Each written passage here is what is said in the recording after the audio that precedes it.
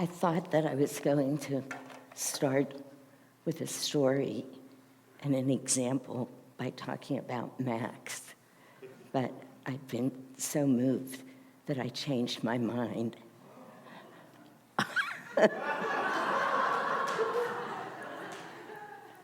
You can look at him for a moment, but we're not going to leave him up because he's so much cuter than I am. You'll never look at me. Okay. He is cute, and some of his behaviors do speak perfectly to these lessons, but not as profoundly as what I'm feeling right now. This reading, so I'm just, my mind's kind of swirling because I had a whole talk planned, but I'm going to leave it to a large degree. This reading is so incredibly, it's not even just profound, of course, it is, but it's everything. It's exactly everything that keeps us away from all of what we want, that keeps us away from these beautiful words from the Gita that Steve was reading: humbleness, truthfulness, harmlessness, patience, and honor. And it goes on, and I was thinking, just as Steve was reading it, even hearing those words lifts us up into what the reading is asking of us. The reading is saying, of course, what true victory is surrendering our ego, not by giving up, not by going down, not the way we usually think of the word surrender, as in lose, not at all. Exactly the opposite. It is saying to us the way to inner peace, the way to all of these qualities is by offering our ego up into something larger, up into the infinite wisdom of God. Now, that's not easy. Swami Kriyananda wrote, I wanted to read to you what he said. He said, I think the most important aspect of this book, he's talking about the Gita in a talk that he gave. He didn't say it in this reading, but he says it, is the first part where it talks about how to give up the ego. And his commentary on the Bhagavad Gita, that's what he's referring to, just explains the Gita and inspires us in such simple ways. It's an extraordinary gift. And of course, we all know it was a gift to Swamiji. He wrote that book and had it published in 3.5 months. It's a big book. It just came to him. Very little editing. It is pure divine wisdom. And then within the book, within the explanation, are Krishna's original words, God's original teaching to Arjuna. So you have God himself speaking to Arjuna, who represents us, and then Swami Kriyananda explaining it as it's given to him by Yogananda. I mean, it's perfect. That's what I'm saying. It's just perfect. So, in our language, in a language we can all understand, but literally directly from God himself. So when Swamiji says, I love the beginning of that book because it teaches us how to let go of our ego, I think to myself, I've read the book and I've referred to it many times, but I'm longing after this reading and listening to it. As Steve read it, I'm saying I have to go back and just read the book And I want to finish this, what Swamiji says. He says, although ego is central to our reality, of course it is. It's exactly central, a very well-chosen word. It dictates everything that we do because we are egoic beings living in a dual nature. We don't want to be. Everybody here, we wouldn't be here otherwise. We want to be living with that victory, the victory of surrendering up into God. But we're not there yet. So Swami says, although the ego is central to our reality, it's a very vague term because we're seeing with it rather than seeing it. Ego so colors our perception, these are Swamiji's words, that it's difficult to know when you're expressing it. Yet the whole thing is to stop thinking that you are separate from life, from everybody else, and above all from God. So he says to us, here we are, we're bound to use ego to look at everything, and yet we're trying to transcend it. And he says, this is hard. So it can help all of us feel better because God himself is saying, it's not easy. It's really not easy. In the Bhagavad Gita, and we all know this, there are so many stories on our path from these beautiful spiritual works that speak to the point of how difficult it is to offer our egos up. Because the truth is, we can't just repress the ego. It will never happen. We can't just squash it. The only way to move beyond it is to offer it up, draw it up, and expand it so that it itself includes the love of God. It's the only way that we'll ever get through it. So, for instance, we have an experience where we either love somebody well or we offer them a gift of spirit, of soul, and we feel what happens in that exchange. And in the feeling of it, it's not an egoic offering anymore. That's what happens when we lift ego up. We're helping ourselves to open the energy in our astral spine and draw all of that energy up, and the ego goes with it. And the more we do that, the closer and closer we come to being free every time we can do it. As I was sitting here this morning, I've never heard that first chant before, ever. I think, wow, all these years, I've been with Ananda since 1980. I assume it's who wrote the chant? Swamiji. I've never heard it done. And I was listening to them sing, and I thought, that's the talk. Because it is, because, of course, you all know me, I'm going to talk for another 20 minutes anyway. But it really is. And I want to find it, and I'll listen to it a lot now, because the words are perfect.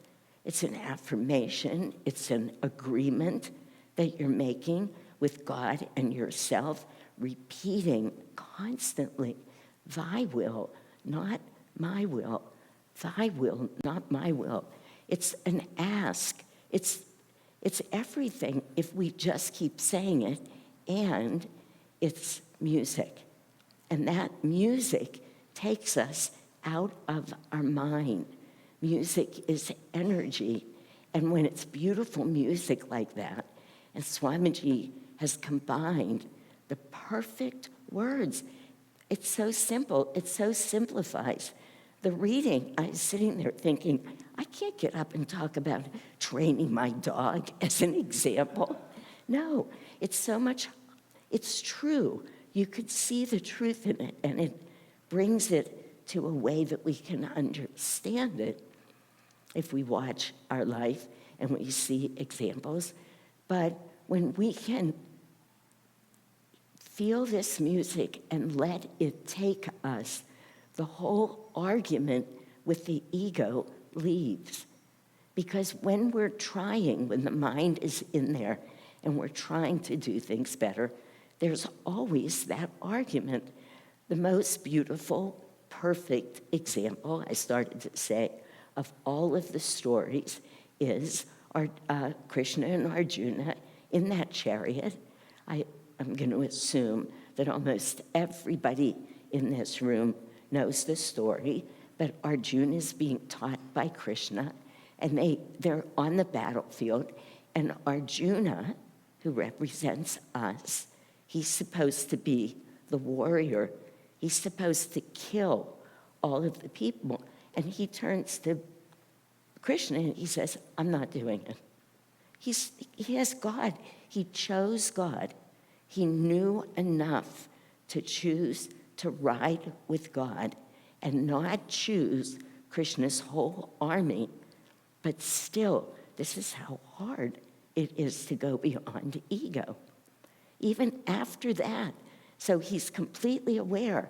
He says to Krishna, no, I'm not. He got confused right at the start of the battle.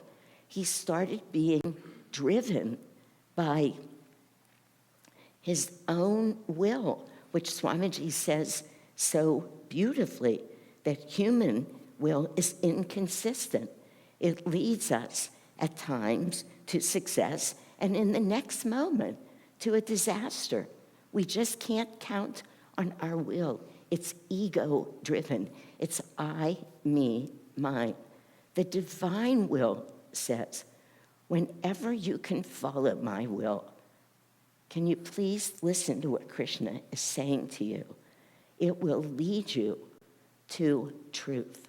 It will lead you to perfect harmony, to true love. It's flawless and it never fails. That's what Swamiji wrote here. Even when it looks like it's not right, because even when it feels like, I don't want to do this, I don't want to kill my cousin brothers and my teachers, who we all know represent those qualities of himself that he's afraid to let go of. So he's there with God himself, and he says no. And basically, we all know he just got confused in every way. His ego took over, his likes, dislikes, desires, his fears, and he couldn't listen to what Krishna was saying, which is victory comes not through attachment, Arjuna, not through those things that you think you like, that you want in your world. And it's not just nice things. Sometimes, many times, all the time, we're attached to things that lead us astray. We think this is so important that we'll pay attention to it. We get so busy that we forget to meditate. These delusions come into our mind, and we begin to, in many ways, hurt people that we think we care about. It just goes on and on. Of course, it's infinite. But Krishna says victory comes not through attachment, but through surrender to the divine will, performing our duties with humility and devotion, and seeing ourselves as instruments of a higher purpose. So Krishna is saying, don't get confused here, Arjuna. That's your mind, that's your ego, it's taking you away. Listen to me. I'm offering you perfect guidance. You know, we just came back from a pilgrimage, as many of you know, and Lakshmi came. This was an inspiration. It was beautiful. We were down on what is called Swami's Beach. It's very sacred there. You feel it. It's not just to me, because I had a great experience there that drew me onto the path. Everybody feels it. Yogananda walked down there. He performed miracles there. You know you're in the presence of God when you're there. So Lakshmi decided that she would print letters from the book God Alone, Sister Gyanamata, another don't miss it book. The most highly evolved female disciple of Yogananda. And she printed out letters and she put them in an envelope. And she's asked us, invited us to sit and pray that we would get perfect guidance for what is our next step on the path, a problem we're having, whatever we wanted to ask. So I did. I prayed deeply for guidance at this time in this life, that it be a way that I can offer myself completely to God. And I said, I mean completely. It was very sincere. So I go and I pick a letter and I open it and I read. I'm going to show you what happened. So the letter says, Dear one, this is Sister Gyanamata answering my prayer. You are so wonderful in many ways. Oh, I felt so good about that. Believe me, that was all ego. And then she says, and you have such unplumbed depths of love and devotion. I was in tears. I was. Do not spoil all by failure in one point. And I put this letter away like that. I got terrified. I got terrified about what I was going to hear. Obviously, a correction. Now, it was ridiculous, but I didn't open the letter again until I came home. You know, I am not a newbie here. I've worked hard, but when I felt that something about me was being seen, that was off, that was taking me away from God, wow, that was hard. Ego is hard. And when I came back, I came into a week of a lot of spending time with people, a lot of it just talking, sharing, but a lot of it counseling. Every person that I met with, every single person, at some point in the conversation, shared with me what they are really wanting to do, what their soul is calling them to do. They had it, and then they would say, but it's so hard. One person said it to me 3 or 4 times, but it's so hard. It is. That's what Swamiji's saying. We're looking through the lens of the ego, and we're trying to solve the problem. So it's a challenge for all of us. When I read the rest of the letter, which really was about me, I mean, it's beautiful, and it's really was something I needed to hear and meditate on.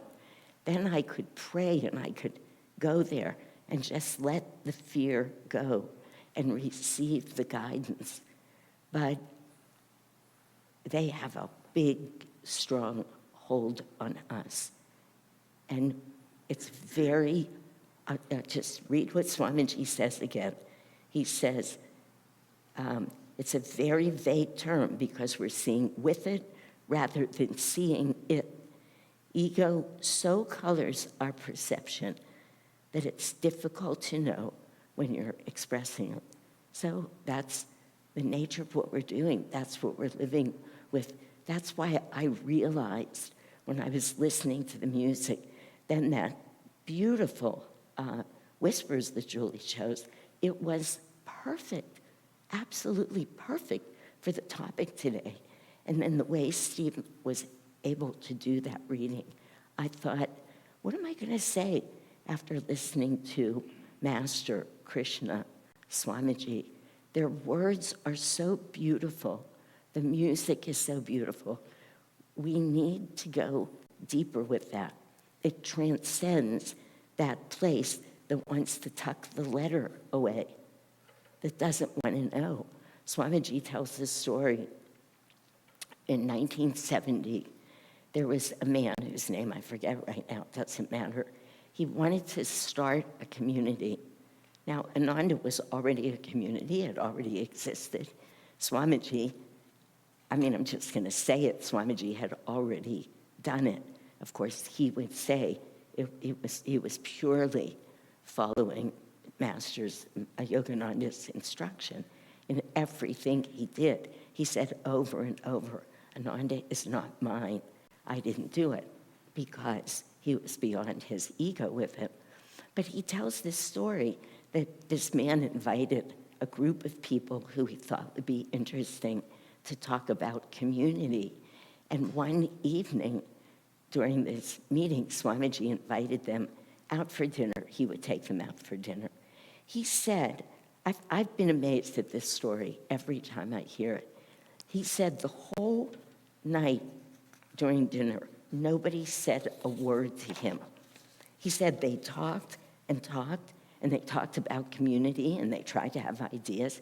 He was taking them out for dinner. He was even paying for the dinner. Nobody said a word. I don't know why they ignored him. Maybe so that we could have this story. But, I can't imagine why else you would do it. He had already done it successfully. But he was very clear. He tells various aspects of it. No one spoke to him. And then he said,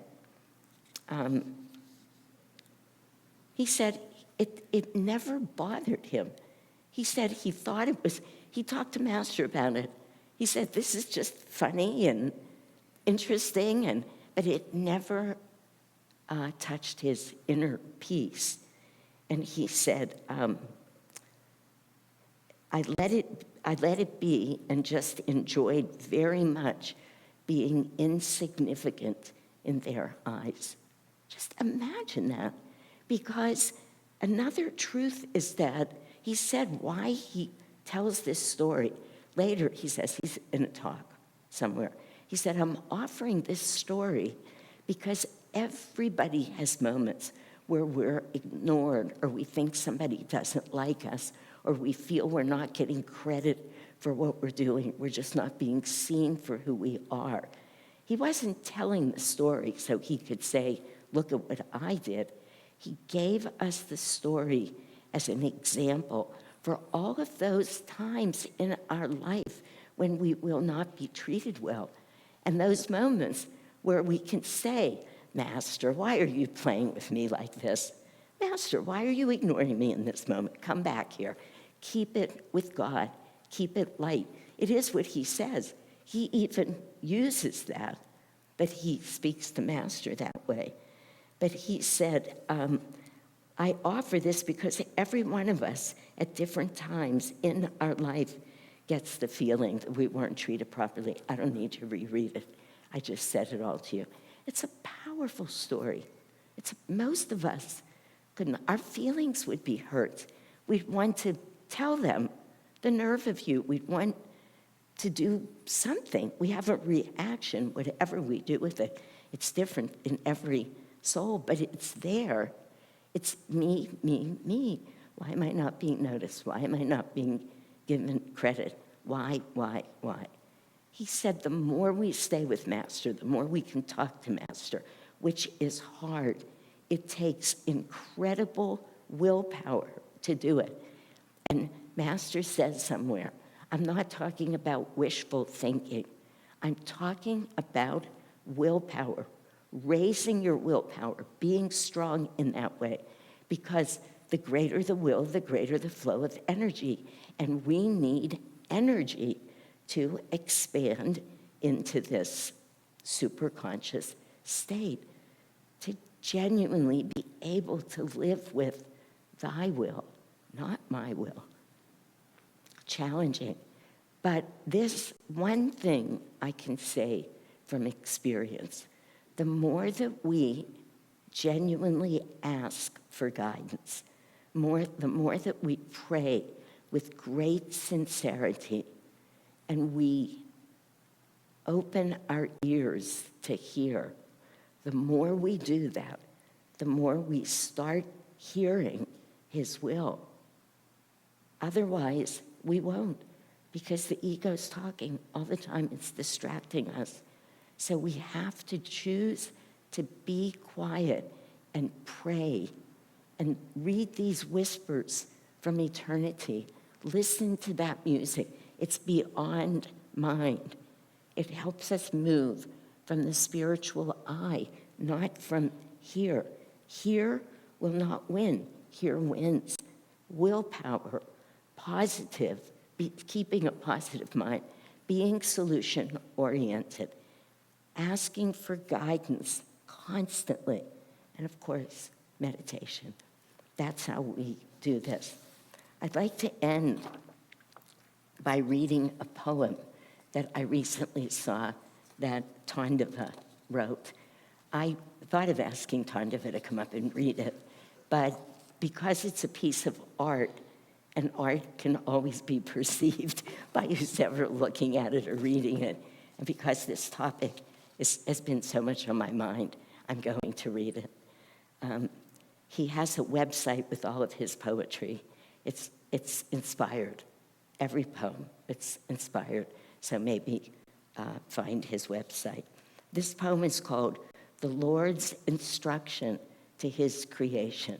And I'm going to ask you to listen to it in terms of the talk. We are all manifested. We go far out, and we become very much ourselves, the I, me, mine self. So we live according to who we are, and then we get on this path to bring us home.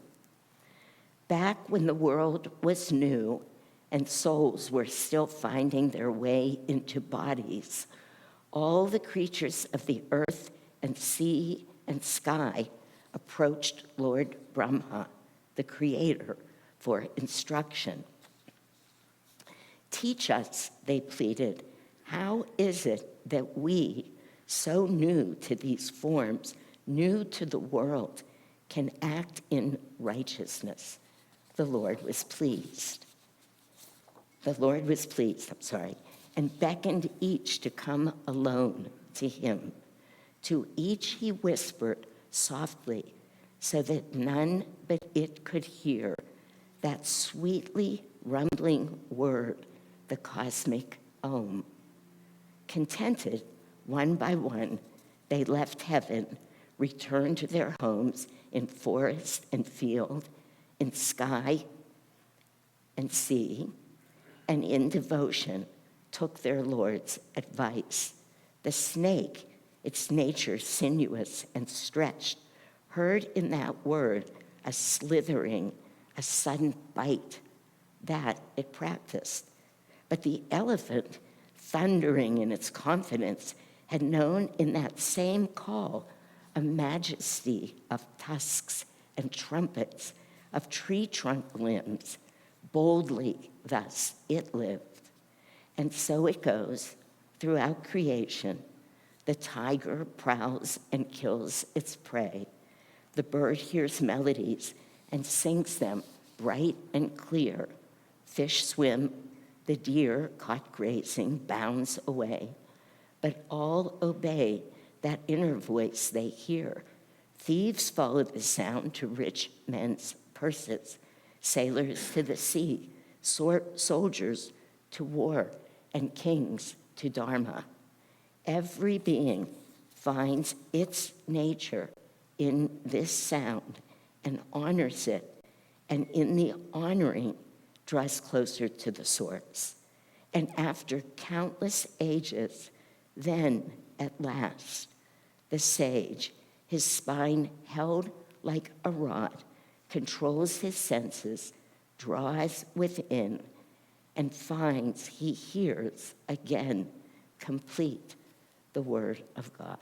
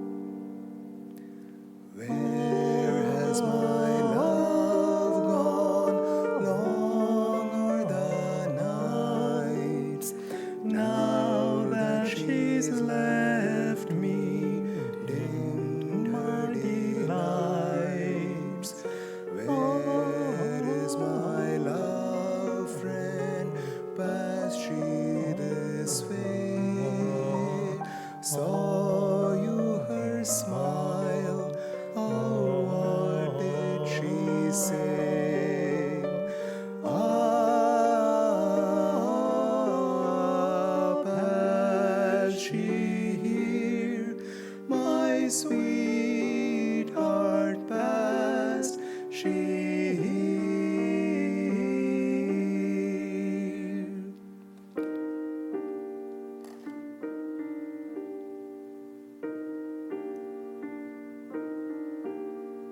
Sweet was her promise when first we met.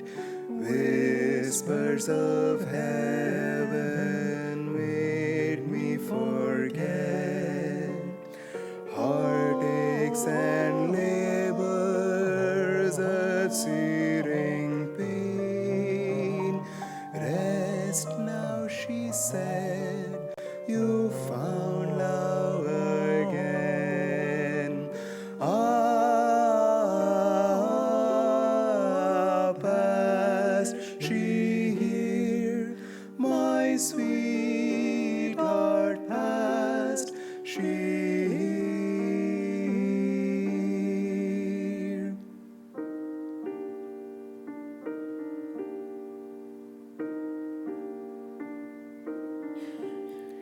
Surely she lied not, heaven did shine, piercing the darkness, love then was mine.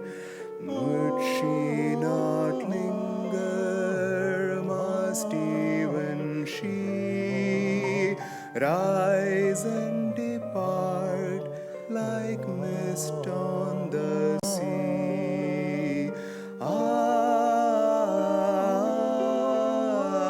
past she here, my sweetheart, past she here.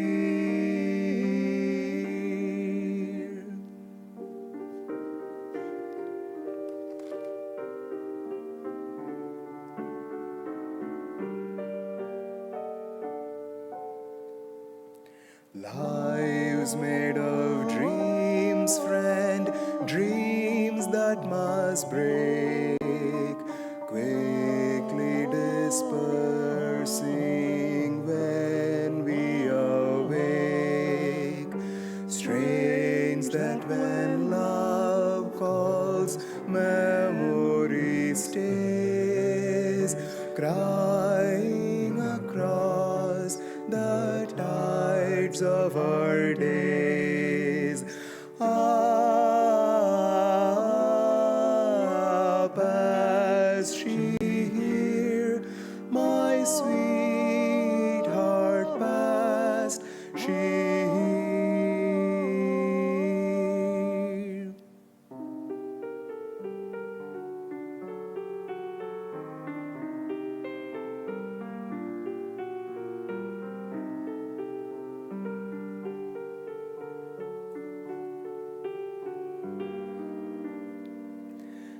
There by my bed she left me a note. Can you explain these words that she wrote? Seek me, she said, love out on the sea. Boundless the reaches of true love must be. Ah, past she here, my sweetheart, past she here.